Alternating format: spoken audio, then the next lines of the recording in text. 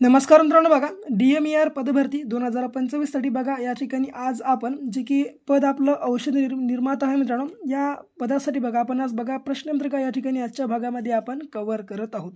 बघा या ठिकाणी आपण आजच्या प्रश्नपत्रिकेमध्ये बघा एकूण सर्व काय बघा या ठिकाणी टेक्निकलचे मित्रांनो म्हणजेच काय तांत्रिक प्रश्नांच्या ठिकाणी कव्हर करत आहोत। म्हणून काय करा, आजचा जो आपला संपूर्ण हा भाग आहे बघा शेवटपर्यंत अवश्य अभ्यासून घ्या। आणि नवीन वगैरे असाल पहिल्यांदाच जर तुम्ही हा आपला भाग अभ्यासत असाल सबस्क्राइब मात्र बघा या ठिकाणी आताच आपल्या चॅनलला करून घ्या। ओके बघा मित्रांनो, या अगोदर जर तुम्ही या ठिकाणी आपल्या चॅनलवर अपलोड असलेले भाग अभ्यासला नसेल बघा त्या सर्व भागाची या ठिकाणी बघा आम्ही तुम्हाला आपल्या चॅनलवर प्लेलिस्ट बघा या ठिकाणी अवेलेबल करून दिलं आहे। अवश्य बघा त्या प्लेलिस्टला मित्रांनो क्लिक करा आणि सर्व काय बघा तुम्ही जे मागले बघा या ठिकाणी भाग आहे मित्रांनो, या ठिकाणी तुम्ही सर्व काय भाग या ठिकाणी अभ्यास घ्या। ओके या प्लेलिस्टची बघा लिंक तुम्हाला मित्रांनो खाली आपल्या डिस्क्रिप्शन बॉक्समध्ये आम्ही तुम्हाला मेन्शन करून देऊ। ओके तर बघा प्रश्न पहिला काय आहे, तर काय आहे बघा सॅल्ब्युटेमोल बघा मित्रांनो सॅल्ब्युटॅमोल हे जे मित्रांनो औषध आहे बघा हे खालीलपैकी कोणता आजार बरा करण्यासाठी वापरला जातो। तर बघा जे की मित्रांनो या ठिकाणी आपल्या प्रश्नाचं योग्य आन्सर असणार आहे बघा क्रमांक अ बघा मित्रांनो, हे जे बघा दमा मित्रांनो बघा काय तर सॅल्ब्युटॅमोल हे जे मित्रांनो औषध आहे बघा हे दमा हे जे मित्रांनो आजार आहे बघा या ठिकाणी बरा करण्यासाठी वापरला जातो, जे की लक्षात तुम्हा सर्वांना ठेवायचं। ओके क्रमांक अ बघा या ठिकाणी आपल्या प्रश्नाचं आन्सर आहे योग्य। आणि यासोबतच बघा कुष्ठरोग हा आजार बरा करण्यासाठी बघा सल्फोन मित्रांनो लक्षात घ्या, लिहून घ्या बघा, नाही तर लक्षात जर नसेल तर लिहून घ्या। ओके सल्फोन बघा सल्फोन आणि डॅप्सोन बघा सल्फोन आणि डॅप्सोन हे दोन लक्षात ठेवा। ओके हे जे दोन मित्रांनो औषध आहेत बघा हे कुष्ठरोग हा रोग बरा करण्यासाठी वापरले जातात। ओके यासोबत मलेरिया हा मित्रांनो बरा करण्यासाठी क्लोरोक्विन बघा लक्षात घ्या तुम्ही। ओके क्लोरोक्विन हा मित्रांनो औषध या ठिकाणी वापरला जातो।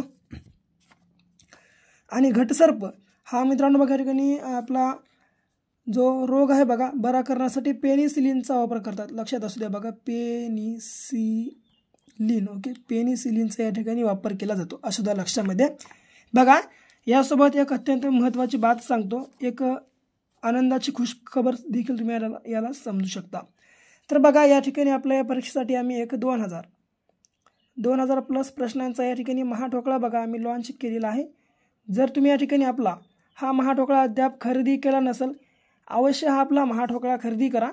या महाठोकळामध्ये बघा तुम्हाला GKGS ओके GKGS व करंट अफेअर्स भेटते, जे की मित्रांनो या ठिकाणी आतापर्यंत TCS पॅटर्न मित्रांनो रिपीट केलेली प्रश्नसंच आहेत, म्हणून अवश्य बाय करा। बाय करण्यासाठी बघा हा आपला क्रमांक आहे बघा 7414 939307 हा आपला क्रमांक। या क्रमांकावर फक्त आणि फक्त 99 रुपये पे करा। पे केल्याची मित्रांनो बघा स्क्रीनशॉट तुम्ही आहे या नंबरच्या व्हॉट्सअपवर टाकून टाका। अवघ्या 2 मिनिटाच्या आत आम्ही हा महाठोकळा तुमच्या व्हॉट्सअप ग्रुपवर तुम्हाला अवेलेबल करून देऊ, अवश्य बाय करा। ओके 2000 प्लस प्रश्न जे की मित्रांनो TCSचे बघा टॉप MCQ जे की PYQ मित्रांनो आहेत। ओके अवश्य बाय करा। तर पुढचा प्रश्न दुसरा, लहान मुलांना खालीलपैकी कोणता रोग होऊ नये म्हणून BCG लस टोचून देतात। ओके तर बघा मित्रांनो या ठिकाणी लहान मुलांना कोणता रोग या ठिकाणी होऊ नये म्हणून बघा या ठिकाणी BCG मित्रांनो बघा ही लस आहे बघा या ठिकाणी दिली जाते। तर जे की बघा क्रमांक या ठिकाणी बघा ब जे की क्षयरोग बघा या ठिकाणी आपल्या प्रश्नाचं योग्य आन्सर आहे, जे की लक्षामध्ये तुम्हाला सर्वांना ठेवायचं। ओके यासोबतच पोलिओची मित्रांनो बघा या ठिकाणी आपल्या भारतामध्ये पोलिओची लस द्यायला कधी सुरुवात झाली असा प्रश्न विचारला तर तो आहे बघा 1995 सालापासून मित्रांनो पोलिओची लस बघा या ठिकाणी देणं मित्रांनो सुरू झाले, हे लक्षामध्ये तुम्हाला सर्वांना ठेवायचं आहे। ओके पुढे भारतात राष्ट्रीय उत्पन्न मोजताना कोणता कालखंड हे वर्ष मानले जाते। तर बघा मित्रांनो या ठिकाणी आपल्या भारतामध्ये राष्ट्रीय उत्पन्न मोजताना या ठिकाणी कोणता कालखंड हे मित्रांनो बघा वर्ष या ठिकाणी मानलं जातं। तर बघा या ठिकाणी जे की प्रश्नाचं योग्य आन्सर राहील बघा आपल्या क्रमांक क बघा जे की 1 एप्रिल ते 31 मार्च हा मित्रांनो बघा या ठिकाणी भारतीय राष्ट्रीय उत्पन्न मोजताना हे कालखंड मानला जातो बघा, जे की क्रमांक 1 एप्रिल ते 31 मार्च बघा या ठिकाणी आपल्या प्रश्नाचं योग्य आन्सर राहील। ओके पुढे भारताच्या संविधानावर सर्वप्रथम स्वाक्षरी करणारे व्यक्ती कोण आहेत। तर बघा मित्रांनो या ठिकाणी भारतीय संविधानावर सर्वप्रथम या ठिकाणी स्वाक्षरी करणारं जर तुम्हाला कोणी विचारलं तर या बघा ठिकाणी प्रश्नाचं योग्य आन्सर जे की क्रमांक ड पंडित नेहरू राहील बघा या ठिकाणी, पंडित नेहरू बघा आपल्या प्रश्नाचं राईट आन्सर असणार आहे, लक्षामध्ये तुम्हाला सर्वांना ठेवायचं आहे. ओके, यासोबतच बघा संविधान सभेवर जर थोडंसं आपण जर या ठिकाणी प्रकाश टाकला तर पहिली बघा जी संविधान सभा होती मित्रांनो या ठिकाणी आपल्या भारतामध्ये 9 डिसेंबर, ओके 9 डिसेंबर 1946 रोजी बघा मित्रांनो या ठिकाणी पहिली संविधान सभेची बैठक झाली होती, लक्षामध्ये असू द्या. या संविधान सभेचे जे मित्रांनो अध्यक्ष होते ते होते डॉक्टर राजेंद्र प्रसाद, मसुदा समितीचे अध्यक्ष डॉक्टर बाबासाहेब आंबेडकर होते. इतकं तुम्ही लक्षामध्ये ठेवलं तर खूप झालं. ओके, पुढे बघा भारतीय राज्यघटनेचे कलम 25 हे कशाशी संबंधित आहे, तर बघा या ठिकाणी ते पलील आहे मित्रांनो, चुकून ते पल तर हे आहे या ठिकाणी. ओके, तर भारतीय राज्यघटनेचे कलम 25 हे कशाशी संबंधित आहे, तर जे की क्रमांक धर्म स्वातंत्र्याच्या अधिकाराशी मित्रांनो, जे की भारतीय राज्यघटनेचे कलम 25 संबंधित आहे, जे की लक्षात तुम्हा सर्वांना ठेवायचं आहे. ओके, यासोबत राष्ट्रपतीला दयेचा अधिकार मित्रांनो भारतीय राज्यघटनेतील कलम 72 नुसार आहे, लक्षात असू द्या. समान नागरी कायदा कलम नंबर 44 नुसार आहे, जी की मित्रांनो सध्या गोवा या राज्यामध्ये बघा लागू आहे. ओके, गोवा या राज्यामध्ये सध्या फक्त आणि फक्त या राज्यात लागू आहे. ग्रामपंचायती स्थापना मित्रांनो भारतीय राज्यघटनेतील कलम 40 क्रमांकानुसार केली जाते, बघा लक्षात असू दे, बघा कलम 40 नुसार केली जाते, असू द्या लक्षामध्ये. पुढे बघा कृष्णा काठ आहे बघा मित्रांनो या ठिकाणी, तर कृष्णा काठ हा जो मित्रांनो बघा या ठिकाणी ग्रंथ आहे बघा, हा या ठिकाणी कोणी लिहिला, तर जे की बघा क्रमांक ब यशवंतराव चव्हाण या ठिकाणी आपल्या प्रश्नाचं योग्य आन्सर राहील. तर काय क्रमांक बघा ब, जे की यशवंतराव चव्हाण यांनी मित्रांनो कृष्णा काठ हा ग्रंथ यांनी लिहिलेला आहे. बघा वही पेन घ्या आणि वही पेनमध्ये मित्रांनो हे सर्व काय बघा आपण आजच्या व्हिडिओमध्ये प्रश्नांचे जे की तांत्रिक सर्व प्रश्न या ठिकाणी अभ्यासत आहोत, अवश्य शेवटपर्यंत अभ्यासून घ्या, सर्व प्रश्न लिहून घ्या आणि पाठांतर करा. यासोबत महात्मा फुले यांनी बघा मित्रांनो गुलामगिरी हा ग्रंथ लिहिलेला आहे, बघा लक्षात असू द्या, गुलामगिरी हा यांनी ग्रंथ लिहिलेला आहे. ओके, यासोबत मंगेश पाडगावकर सांगतो बघा, मंगेश पाडगावकर यांनी मित्रांनो बघा सलाम, ओके तर सलाम नावाचा या ठिकाणी ग्रंथ बघा यांनी लिहिलेला आहे, लक्षात ठेवायचं आहे. सदानंद मोरे मित्रांनो तुकाराम दर्शन, बघा तुकाराम दर्शन हे यांनी बघा ग्रंथ लिहिलेला आहे, जे की लक्षात तुम्हा सर्वांना ठेवायचं. ओके, तुकाराम दर्शन असू द्या बघा लक्षामध्ये. पुढे धारेश्वर गंगा या नदीवर खालीलपैकी कोणता धबधबा आहे, मोस्ट PYQ प्रश्न संच आहे बघा हा, अवश्य आत्ताच्या आता पाठ करा. ओके, तर धारेश्वर हा जो मित्रांनो बघा ही जी गंगा आहे, या गंगा नदीवर मित्रांनो बघा खालीलपैकी कोणता धबधबा आहे, तर बघा जे की या प्रश्नाचं आपल्या राईट आन्सर क्रमांक क, जे की मोरलेश्वर हा मित्रांनो बघा धबधबा धारेश्वर या गंगा नदीवर आहे, जे की लक्षामध्ये तुम्हा सर्वांना ठेवायचं आहे. ओके, तर यासोबतच बघा थोडंसं सांगतो, ठोसेघर जो मित्रांनो हा बघा धबधबा आहे बघा, हा तारळी नदी बघा, तारळी या नदीवरील मित्रांनो सातारा या जिल्ह्यामध्ये आहे बघा, तारळी या नदीवरील सातारा या जिल्ह्यामध्ये, लक्षामध्ये असू द्या. ओके, यासोबत पुढे लिंगमळा हा जो मित्रांनो बघा धबधबा आहे बघा, हा सातारा जिल्ह्यातच बघा, हा देखील सातारा या जिल्ह्यामध्येच आहे. आणि सातारा या जिल्ह्यामध्ये वेण्णा नदी आहे बघा मित्रांनो, वेण्णा बघा या नदीवरील लिंगमळा हा धबधबा. यासोबत उरला काय शेवटचं सौताळा, तर सौताळा हा जो मित्रांनो बघा या ठिकाणी आहे. ओके, तर काय मित्रांनो विंचरणा बघा या नदीवर आहे मित्रांनो, विंचरणा बघा, विंचरणा या नदीवर बघा बीड या जिल्ह्यामध्ये आहे बघा, लक्षात ठेवून घ्या एवढं. ओके, पाठांतर करा, लिहून घ्या, पाठांतर करा, 100% परीक्षेमध्ये विचारले जातील. या स्वरूपाचे आपण दररोज बघा तुमच्यासाठी प्रश्नसंच उपलब्ध करून देत असतो. ओके, तर पुढचा बघा 8वा प्रश्न बघा, केंद्रीय मत्स्य व्यवसाय प्रशिक्षण संस्था कोणत्या ठिकाणी आहे, तर केंद्रीय मत्स्य व्यवसाय प्रशिक्षण ही जी मित्रांनो बघा संस्था आहे बघा, ही या ठिकाणी आहे बघा, जी की क्रमांक ड मुंबई या ठिकाणी आहे, लक्षामध्ये तुम्हाला सर्वांना ठेवायचं आहे. ओके, यासोबतच बघा मुंबई या ठिकाणी जसलोक बघा, जसलोक रिसर्च सेंटर आहे बघा, जसलोक रिसर्च सेंटर असू द्या लक्षामध्ये, रिसर्च सेंटर. ओके, लिहून घ्या. ओके, यासोबत बघा नाशिकला मित्रांनो बघा या ठिकाणी मेरी नावाची संस्था आहे बघा, लक्षात असू द्या तुम्हाला, मेरी या नावाची संस्था नाशिकला आहे.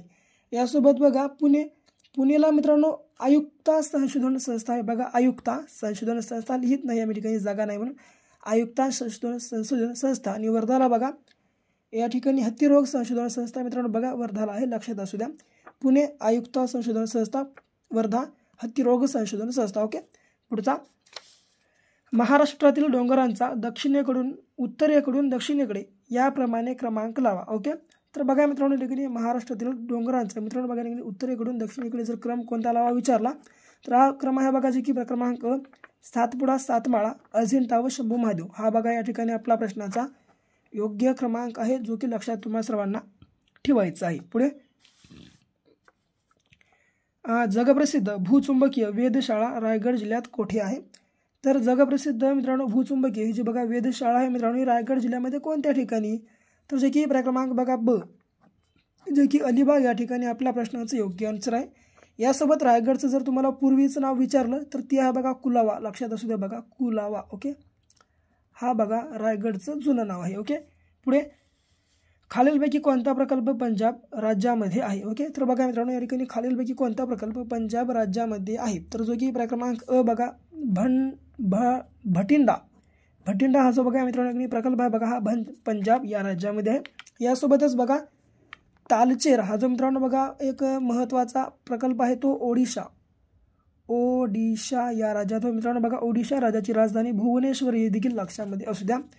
तमनार बघा, तमनार हे जे मित्रांनो बघा प्रकल्प आहे छत्तीसगड या राज्यामध्ये आहे. छत्तीसगडची राजधानी मित्रांनो बघा रायपूर आहे बघा, लक्षामध्ये असू द्या. उकाही हा जो मित्रांनो बघा हा प्रकल्प आहे बघा, हा गुजरात. ओके. गुजरात मित्रांनो या राज्यामध्ये आहे, लक्षामध्ये सर्वांना ठेवायचं आहे. पुढे, 12वा, मुंबई, मद्रास, कलकत्ता या तीनही विद्यापीठांची स्थापना कोणत्या वर्षी झाली? मुंबई, मद्रास, कोलकाता या तीनही विद्यापीठाची मित्रांनो स्थापना होती, ती जे की क्रमांक बघा या ठिकाणी 1857 साली झाली, देखील लक्षात तुम्हा सर्वांना ठेवायचं आहे. यासोबत 1818ला बघा पेशवाईचा शेवट झाला बघा, पेशवाईचा शेवट. ओके. पेशवाईचा या ठिकाणी शेवट मित्रांनो 1818ला झाला. यासोबत 1556 ओके 1556ला मित्रांनो या ठिकाणी पानिपतची दुसरी लढाई झाली बघा, पानिपतची दुसरी लढाई 1556. 1526ला पहिली झाली आणि 1761ला बघा या ठिकाणी तिसरी झाली. ओके. 1761ला तिसरी, पहिली 1526, दुसरी 1556, तिसरी 1761, लक्षात असू द्या. यासोबत बघा 1919 साली लोकमान्य टिळक बघा एकच तुम्ही या ठिकाणी बघा दिवस लक्षात ठेवा, 1 August. Okay. 1 August. Okay. 1 August बघा मित्रांनो या दिवशी लोकमान्य टिळक यांचा मृत्यू झाला आणि डॉक्टर अण्णाभाऊ साठे बघा, डॉक्टर लोकशाहीर अण्णाभाऊ साठे यांचा या ठिकाणी 1 ऑगस्ट 1920 रोजी जन्म झाला. ओके. लक्षात असू द्या दोन्ही बाबी. ओके. पुढे, सावित्रीबाई फुले यांचा जन्म कोणत्या ठिकाणी झाला? तर बघा या ठिकाणी सावित्रीबाई फुले यांचा जो मित्रांनो बघा जन्म होता तो बघा या ठिकाणी नायगाव. ओके. नायगाव बघा जे की मित्रांनो सातारा या जिल्ह्यामध्ये बघा या ठिकाणी मित्रांनो सावित्रीबाई फुले यांचा जन्म झालेला आहे, जो की जवळपास 3 जानेवारी बघा या ठिकाणी 3 जानेवारी 1831 रोजी मित्रांनो बघा यांचा जन्म या ठिकाणी झाला होता. सावित्रीबाई फुले यांचा सातारा जिल्ह्यातील नायगाव या ठिकाणी 3 जानेवारी 1831. ओके. यासोबत पंडिता रमाबाई यांचा गंगामुळे या ठिकाणी झाला होता बघा. रत्नागिरी बघा या ठिकाणी लोकमान्य टिळक. ओके. लोकमान्य टिळक यांचा जन्म रत्नागिरीला झाला. पुणे या ठिकाणी गोपाळहरी देशमुख यांचा जन्म झाला होता, लक्षात असू द्या बघा पुणे या ठिकाणी. ओके. आणखी एकदा गंगामुळे या ठिकाणी पंडिता रमाबाई यांचा जन्म झाला, रत्नागिरी लोकमान्य टिळकांचा झाला आणि पुणे या ठिकाणी गोपाळहरी देशमुख झाला. ओके. यांना लोकहितवादी या नावाने देखील ओळखले जाते बघा, गोपाळहरी देशमुखला. 14वा, उष्णता मोजण्याचे एकक काय आहे? तर उष्णता मोजण्याचं मित्रांनो या ठिकाणी एकक जे की क्रमांक ड कॅलरी आहे, लक्षात तुम्हा सर्वांना ठेवायचं आहे. ओके. शेवटचा प्रश्न राहा, 2000 महाराष्ट्राचे बघा 2011च्या जनगणनेनुसार स्त्री पुरुष प्रमाण काय आहे? या प्रश्नाचं राईट आन्सर तुम्हा सर्वांना या ठिकाणी कमेंटमध्ये सांगायचं आहे. आणि बाकी आपला व्हिडिओ कसा वाटला ते देखील तुम्ही बघा या ठिकाणी कमेंट बॉक्समध्ये सांगून टाका. आणि आपला जर तुम्हाला हा व्हिडिओ आवडला असेल, आपल्या व्हिडिओला लाईक करा. तुमच्या विद्यार्थी मित्रांसोबत हा जो आपला संपूर्ण काय व्हिडिओ आहे बघा अवश्य शेअर करा. आणि अद्याप तुम्ही जर आपला हा महाडोकळा खरेदी केला नसेल, अवश्य खरेदी करा. तर भेटू पुन्हा मित्रांनो अशा नेक्स्ट लेवलच्या भागासोबत. तोपर्यंत घ्या काळजी, करा अभ्यास.